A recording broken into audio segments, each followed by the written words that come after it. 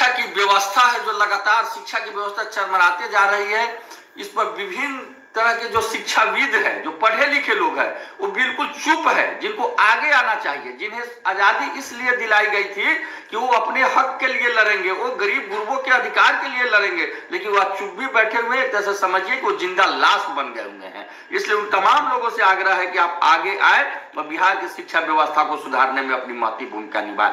इसी क्रम में हम लोगों ने बहुत सारा व्हाट्सएप फेसबुक से आंदोलन किया, लड़ा, लेकिन अंत में निष्कर्ष पर हमने यही पहुंचा है कि जब तक लड़ाई धरती पर नहीं होगी, जब तक सदेह नहीं होगी, आमने सामने नहीं होगी, तब तक हमारी समस्याओं का समाधान नहीं होगा। क्योंकि दिन प्रतिदिन शिक्षा की समस्याएं बढ़ती जा रही है, चाहे वो नियोजित शिक्षक हो, चाहे नियमित शिक्षक हो, चाहे विशिष्ट शिक्षक हो, चाहे रिटायर्ड शिक्षक हो, चाहे प्राथमिक के हो, माध्यमिक के हो, हाई स्कूल के टीचर हो, +2 के हो, या फिर एफिलिएटेड कॉलेज के हो, प्राइवेट हाई स्कूल जो है सरकार से 20% उनका हो या कॉलेज हो, सबकी समस्याएं दिन प्रतिदिन बढ़ते जा रही है। न तो समय पर उन भाइयों को अनुदान मिल रहा है, न समय पर हम लोगों को वेतन मिल रहा है। अभी इस शिक्षा कोष में रोज गड़बड़ी।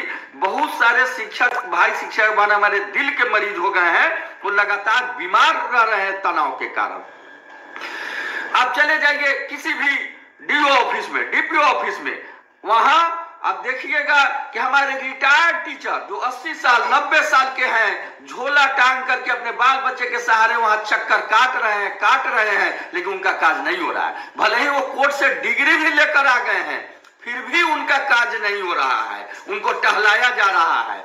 जो हमारे भाई बहन अभी वर्तमान सेवा में है, वो भी वहां दौड़ रहे हैं, उनका काज हो रहा है तो सिर्फ बेंच डेस्क के ठेकेदार का काज हो रहा है, तो जो भवन बना है फीडबैक उसके ठेकेदार का। सर जगह सिर्फ ठेकेदारी और दलाली प्रथा चरम सीमा पर पहुंच गई है।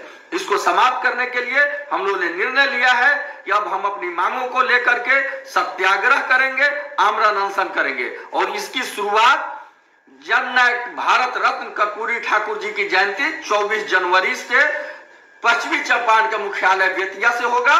वहां पर हम लोग आमरण अनशन करेंगे और जब तक समस्या का समाधान नहीं होगा तब तक हमारा आमरण अनशन जारी रहेगा। रविवार 19 जनवरी को मोतिहारी में बैठक होगी और उस दिन यह तय किया जाएगा कि किस दिन से मोतिहारी में करना है। बेतिया के बाद दूसरी शुरुआत हमारा मोतिहारी में होगा, जहां आमरण अनशन होगा, और जब तक समस्या का समाधान नहीं होता तब तक हमारा आमरण अनशन जारी रहेगा। इसके लिए हम लोग 19 तारीख को बैठक कर रहे हैं, 19 को रविवार को बैठक करके इसकी घोषणा की जाएगी। क्योंकि आज आप चले जाइए कार्यालय में तो एक भी शैक्षिक कार्य नहीं, बस सिर्फ और सिर्फ दलाली प्रथा वहां कायम है। अब डैट में चले जाइए, जो वर्षों से ट्रेनिंग कर रहे हैं उनको आज तक यात्रा भत्ता नहीं मिला।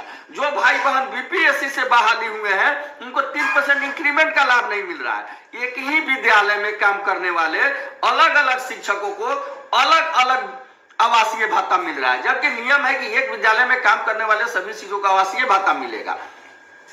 प्रमोशन 2012 में गाइडलाइन कहता है कि 8 वर्षों बाद स्नातक ग्रेड में प्रमोशन होगा। 2020 में फिर नियमावली आया जिसमें आया कि 8 वर्षों बाद स्नातक ग्रेड में, 12 वर्षों बाद कालबद्ध ग्रेड में प्रोन्नति होगा। आज तक हमारा प्रोन्नति नहीं हुआ, जबकि हम 20 वर्षों से सेवा कर रहे हैं, क्योंकि हम मोटी रकम नहीं दे रहे हैं पदाधिकारियों को। आज ना तो सरकार के बाद पदाधिकारी मांग रहे हैं, ना पदाधिकारी के बाद किरानी मांग रहे हैं। किसी भी काम के लिए आप जाइए पदाधिकारी के यहाँ तो पदाधिकारी कहते हैं कि किरानी फाइल बढ़ाएगा तब ना, किरानी फाइलें नहीं बढ़ा रहे हैं। किरानी के यहाँ जाइए तो कहता है कि पदाधिकारी के यहाँ ले जा रहे हैं, कामें नहीं कर रहे हैं। इसका फैसला नो एफआईआर नो रिपोर्ट, फैसला ऑन द स्पॉट।